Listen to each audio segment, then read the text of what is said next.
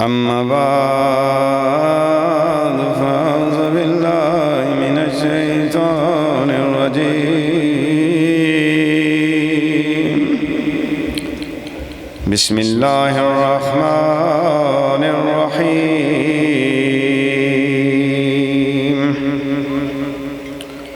أقم الصلاة لدلوك الشمس إلى غسق الليل وقرآن الفجر إن قرآن الفجر كان مشهودا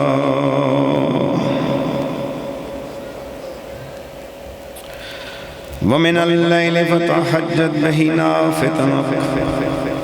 عسى أن يبعثك ربك مقاما محمودا وقل رب أدخلني مدخل صدق وأخرجني مخرج صدق واجعل لي من لدنك سلطانا نصيرا وقل جاء الحق وزهق الباطل إن الباطل كان زهوقا وننزل من القرآن ما هو شفاء ورحمة للمؤمنين ولا يزيد الظالمين إلا خسارا صدق الله العلي العظيم وصدق رسوله النبي الكريم ونحن على ذلك من الشاهدين والشاكرين والحمد لله رب العالمين. وقال الله تبارك وتعالى في شان حبيبه إن الله وملائكته يصلون على النبي يا أيها الذين آمنوا صلوا عليه وسلموا تسليما اللهم صل على سيدنا ومولانا محمد وعلى آل سيدنا ومولانا محمد وبارك وسلم والسلام عليك يا سيدي يا رسول الله وعلى آلك وأصحابك يا سيدي يا حبيب الله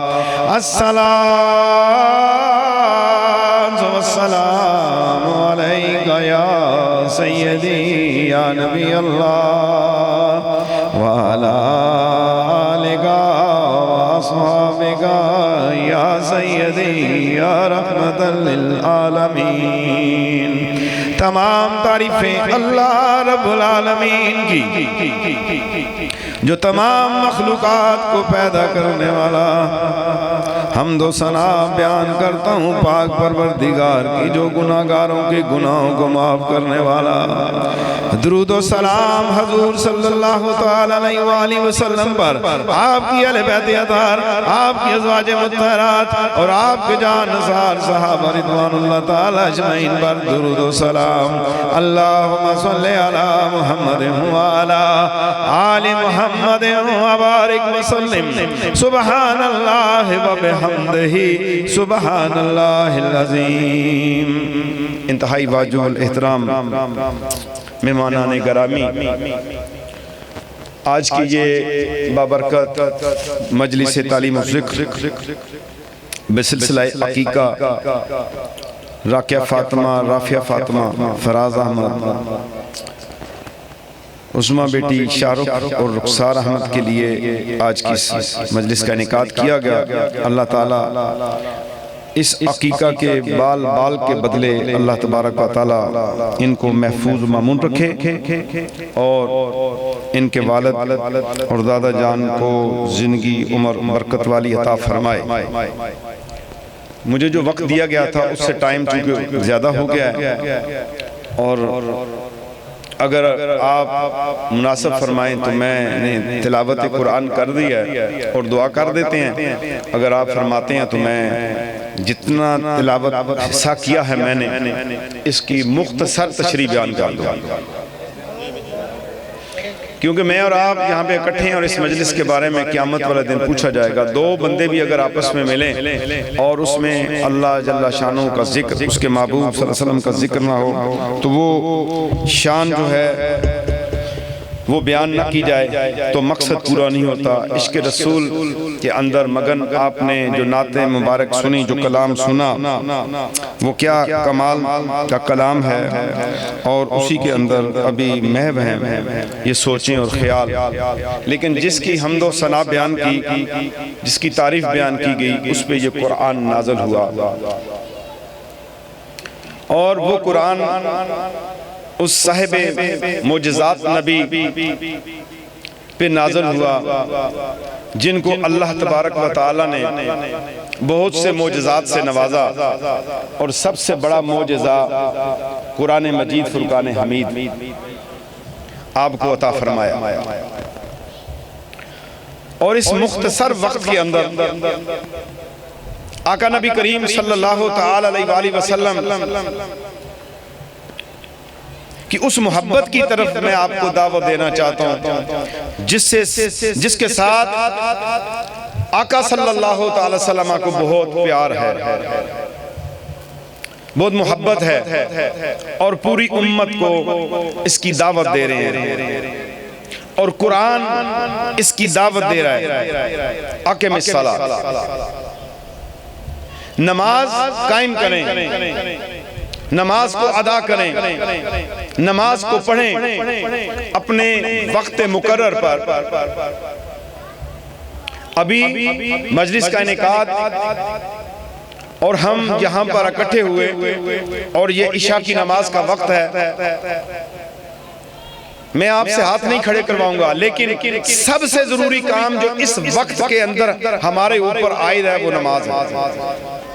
آپ یہ آج نیت کریں کہ میں نے جب گھر جانا ہے تو سب سے پہلے نماز ادا کروں گا۔ اگر موقع بن سکا تو ان سے گزارش کریں گے کہ یہیں پہ جن کا وضو ہے تو وہ با جماعت نماز ادا کر لیں تو اور زیادہ رنگ بن جائے گا۔ نماز ادا کریں، اور اس نماز کی فضیلت و برکت تو بہت زیادہ ہے، اور اب اس طرح میں بیان بھی نہیں کر رہا، مختصر سے ایک اشارہ کے طور پہ آپ کو دعوت دے رہا ہوں کہ نماز کے بغیر چارہ نہیں ہے۔ آج ہماری ناکامیاں، نامرادیاں جو ہیں وہ اس میں ہے کہ ہم نے اللہ اور اس کے رسول صلی اللہ علیہ وسلم کے مبارک اس احکامات اور آقا صلی اللہ علیہ وسلم کے مبارک طریقے کو چھوڑ دیا ہے، اور ہم انسان اپنے مالک کو پہچانے، اپنے رب کو پہچانے،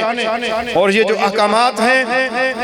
اللہ تبارک و تعالیٰ نے اس قرآن کے اندر نازل کیے، اور اس سے پہلے بھی جتنے بھی نبی آئے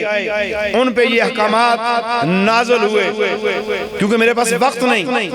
اس کے پیچھے جو آیت تھی اس میں اللہ نے اپنے نبی صلی اللہ علیہ وسلم کو کہا کہ یہ دستور ہے ہمارا، کہ یہ سنت ہے ہماری کہ جو رسول ہم نے بھیجے ہیں وہ لوگوں کو میری دعوت دیتے تھے، میرے احکامات کی دعوت دیتے تھے، میری توحید کی دعوت دیتے تھے، میرے الہ ہونے کے بارے میں دعوت دیتے تھے۔ آپ نے بھی اسی عمل کو جاری کرنا ہے، اور اللہ کے دستور میں، اللہ کی سنت کے اندر کوئی رد و بدل نہیں ہے، اور وہی قانون و قاعدہ میرے آقا نبی کریم صلی اللہ علیہ وسلم نے لوگوں تک پہنچایا جو دوسرے نبی اور رسول پیغام دیتے آئے ہیں۔ تو میرے دوستو، سب سے بڑی محبت کیا ہے؟ یہ ہم تھوڑی دیر بیان سن کے، نعت سن کے ہم مچل جائیں نہیں، ہماری پوری زندگی جو ہے، ہماری پوری زندگی جب سے ہم نے ہوش سنبھالا اس سے لے کے آخری ہماری جو سانس ہے اس تک جو ہے اللہ اور اس کے محبوب کے احکامات کے آگے جھکی رہے، اور کسی مقام پر بھی، کسی موقع کے اوپر بھی جو ہے ہماری زندگی کے اندر تبدیلی نہ آئے۔ تو اللہ کے محبوب پہ جو قرآن نازل ہوا اس میں ارشاد ہوا کہ نماز ادا کیا کریں سورج ڈھلنے کے بعد رات کے تاریک ہونے تک نماز ادا کیجئے، اور نماز صبح جو ہے صبح کی نماز جس کے متعلق بلا شبہ نماز صبح کا مشاہدہ کیا جاتا ہے۔ ان قرآن الفجر کان مشہودا، نماز صبح کا مشاہدہ کیا جاتا ہے۔ اس سے مراد کہ صبح کے وقت اللہ تبارک و تعالی جس نے بندوں پہ اپنے ملائکہ کی ڈیوٹی لگائی ہے کہ دیکھو کہ کس کس نماز کے اندر کون کون نماز پڑھتا ہے، مسجد میں کون آتا ہے، گھر میں کون نماز پڑھتا ہے، اور بالخصوص اس جگہ پر نماز کی فوقیت، نماز کی عزت، نماز کی فضیلت، نماز کی شان کے اوپر اللہ نے فرمایا ان قرآن الفجر کان مشہودا،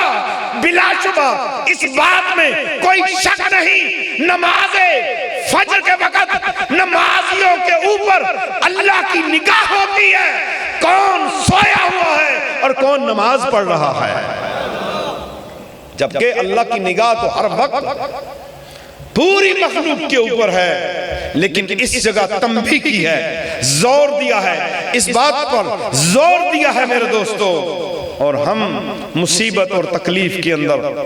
اللہ کو جب پکاریں گے فجر کی نماز کے اندر، عشاء کی نماز کے اندر، تو پھر ہماری زندگی میں نکھار آئے گا، اور رات کا بعض حصہ جس میں آقا نبی کریم صلی اللہ علیہ وسلم کو اللہ نے ارشاد فرمایا، اور یہ پوری امت کے لیے تعلیم ہے، وَمِنَ اللَّيْلِ فَتَهَجَّدْ،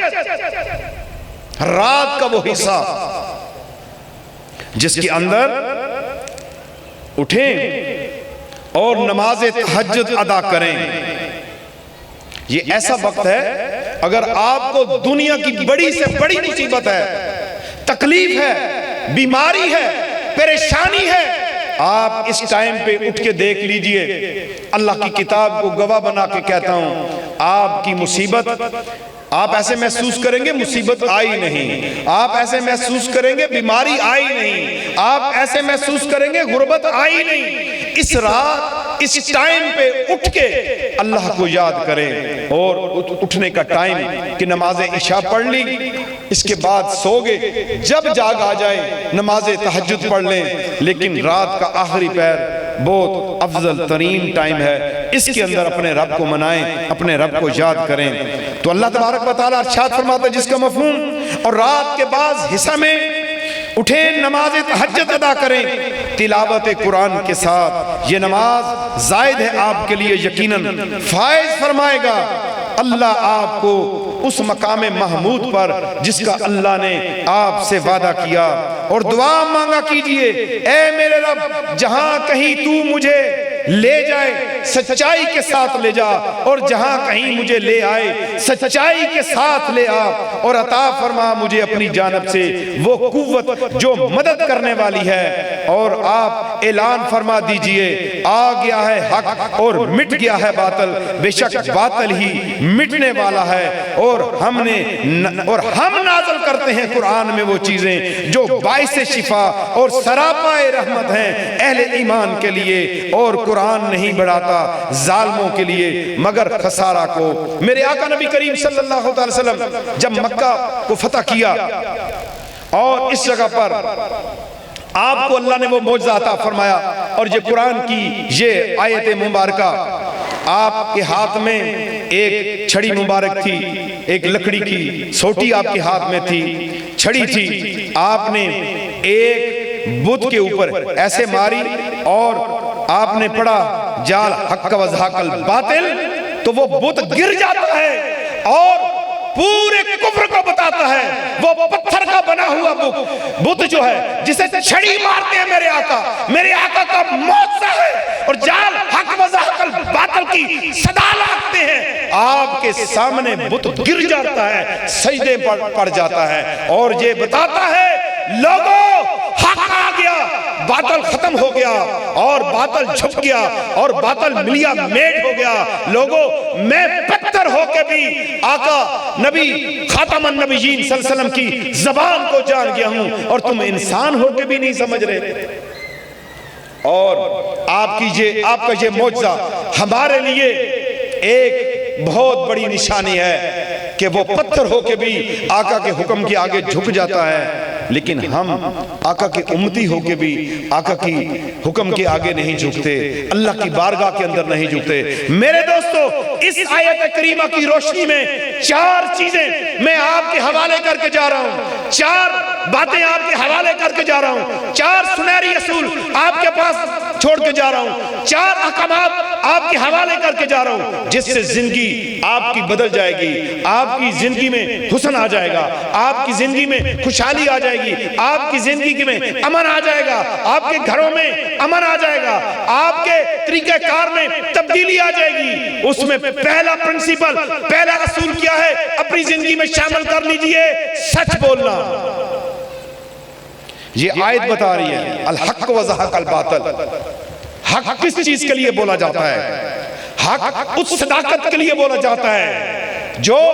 اپنے اندر سچائی رکھتا ہے، جو اپنے اندر حقیقت رکھتا ہے، جو اپنے اندر نور رکھتا ہے، جو اپنے اندر ہدایت رکھتا ہے، جو اپنے اندر تقوی رکھتا ہے، جو اپنے اندر زہد رکھتا ہے، جو اپنے اندر ذکر رکھتا ہے، جو اپنے اندر صبر رکھتا ہے، جو اپنے اندر شکر رکھتا ہے، اپنے اندر اطاعت رکھتا ہے، اپنے اندر اطاعت رکھتا ہے، اپنے اندر تعمیل رکھتا ہے، اپنے سر کو خم کر دیتا ہے اللہ اور اس کے رسول کے آگے، اسی کو حق کہتے ہیں۔ اور زندگی کا پہلا اصول بنا لیجئے کہ میں نے سچ بولنا ہے۔ اگر آپ نے اپنی زندگی کے اندر سچ داخل کر لیا، اس کتاب کی قسم ہے کہ آپ زندگی میں کہیں ناکام نہیں ہوں گے۔ آپ سچ بولیں، اللہ کی مدد آپ کے ساتھ ہوگی۔ جھوٹ بولیں گے، ایک جھوٹ، دوسرا جھوٹ، تیسرا جھوٹ، چھپاتے جائیں گے، لیکن آپ کی زندگی میں چین نہیں آئے گا، آپ کی زندگی میں امن نہیں آئے گا، کیونکہ جھوٹ انسان کو تباہ و برباد کر دیتا ہے۔ یہ فرشتے ہماری ایک ایک بات کو لکھ رہے ہیں۔ آپ نے سچ بولنا ہے زندگی کے اندر، اس بات کو جان لیجئے، جو سچ بولتا ہے، سنیے، اس کے لیے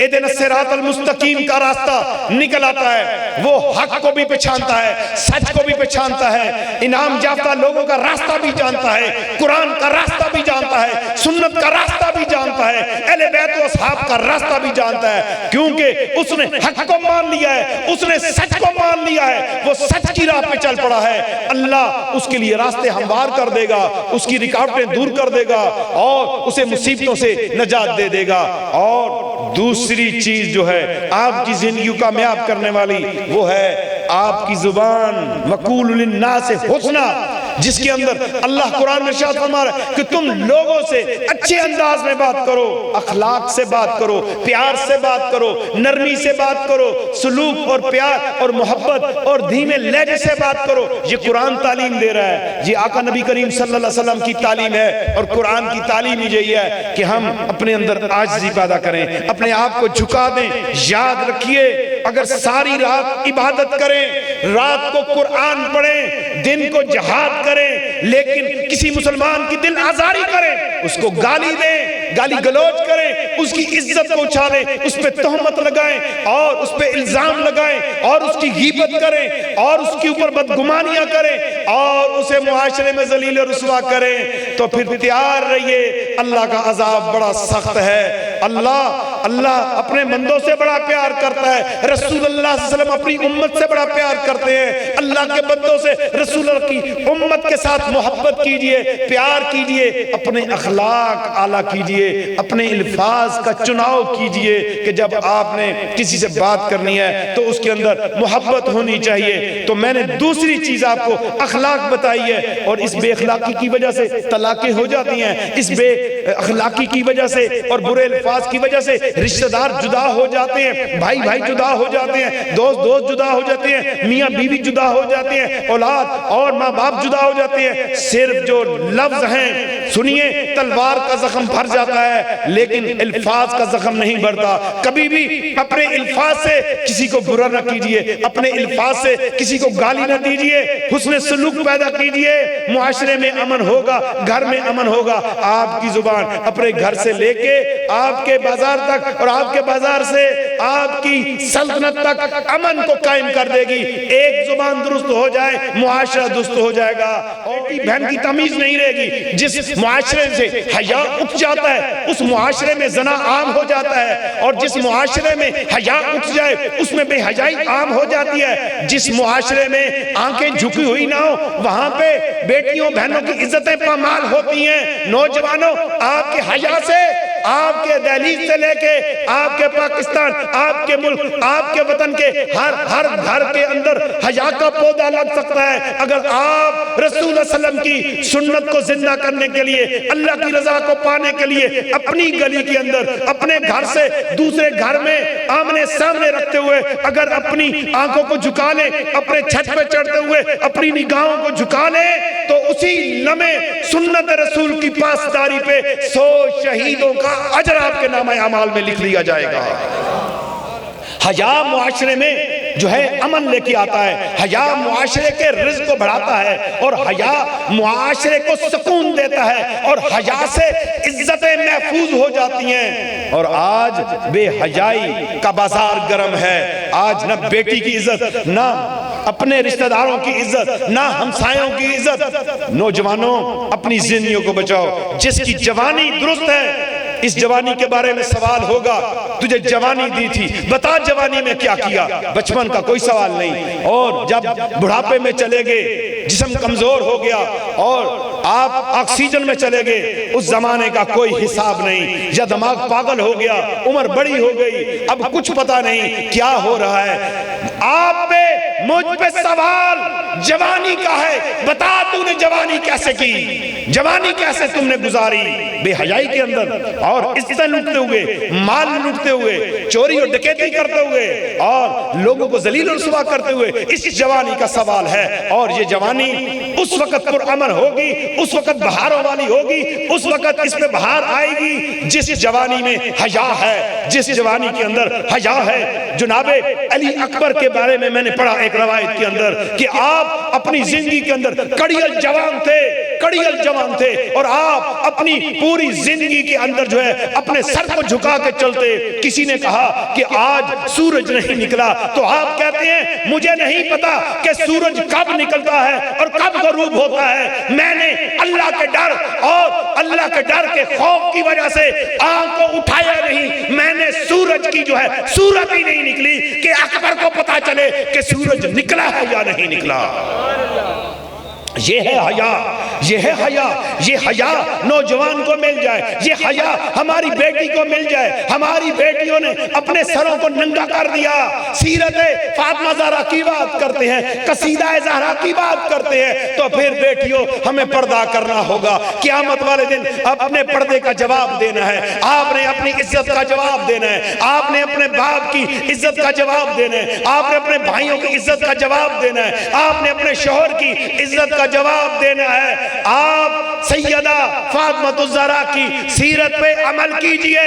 پردہ کیجئے، آپ کے گھر پہ رحمتوں کا نزول ہو جائے گا، آپ کے گھر کو فرشتے سلام کریں گے، اس لیے کہ اس میں ایک عفیفہ رہتی ہے، اس میں ایک پاکیزہ رہتی ہے، اس میں ایک باپردہ رہتی ہے، اس میں ایک روزہ دار رہتی ہے، اس میں ایک نماز والی رہتی ہے، اس میں ایک اللہ سے ڈرنے والی رہتی ہے۔ اس گھر پر رحمتیں اور برکتوں کا نزول ہے، اور فرشتے بھی اس پہ سلام پڑھتے ہیں۔ یہ میں نے آپ کو تیسری چیز جو بتائی تھی وہ ہے حیا۔ حیا کو قائم کیجئے اور معاشرے میں امن قائم کر لیجئے۔ اور آخری چیز بتانے لگا ہوں، آپ کی توجہ چاہیے، آخری چیز ہے حلال لقمہ۔ حلال لقمہ کھائیے. حق کو اگر پہچاننا ہے، قرآن کو اگر پہچاننا ہے، سنت کو اگر پہچاننا ہے، اہل بیت کو اگر پہچاننا ہے، صحابہ کو اگر پہچاننا ہے، اولیاء کا طرز عمل دیکھنا ہے، اور آپ نے قرآن کے نموز کو جاننا ہے، آپ نے قرآن کی لذت لینی ہے، آپ نے قرآن سے ہدایت پانی ہے، اور قرآن تو ہدایت دیتا ہے ہدایت والوں کو. ہدی للمتقین، قرآن تو متقیوں کو ہدایت دیتا ہے، قرآن کی طرف آنے والوں کو قرآن ہدایت دیتا ہے. اس لیے کہ جس نے لقمہ حلال اپنے اندر لے کے گیا اور وہ لقمہ حلال رات کو اسے چین سے سونے نہیں دے گا. تیرے خون کے اندر جس لقمے سے خون بنا ہے، یہ خون کہتا ہے اے بندہ خدا اٹھ جا، تیری نماز تہجد کا وقت ہو گیا ہے. اے بندہ خدا اٹھ جا، رب چاہتا ہے کہ تو قرآن کی تلاوت کرے، اس لیے کہ تیرے جسم میں حلال ہے. تیرا حلال خون سے تیرا جسم پلا ہے، حلال مال سے تیرے بال نکلے ہیں، حلال مال سے تیری ہڈیوں کی گروتھ ہوئی ہے، حلال مال سے تیرے جسم کا ذرہ ذرہ پلا ہے. اللہ نہیں چاہتا کہ حلال کمائی والا جسم رات کو بستر پہ رہے. اللہ چاہتا ہے یہ حلال کھانے والا، حلال کمانے والا اٹھے اور فرشتوں کو تسبیح کے ساتھ تسبیح میں مشغول ہو جائے. یہ ہے چوتھی چیز، آپ نے حرام سے منہ موڑنا ہے، حلال کی طرف جانا ہے. مختصر اس دعوت کو قبول کیجئے. اللہ تعالیٰ مجھے اور آپ کو عمل کی توفیق عطا فرمائے. آمین بجاہ نبی الکریم صلی اللہ تعالی علیہ وآلہ وسلم.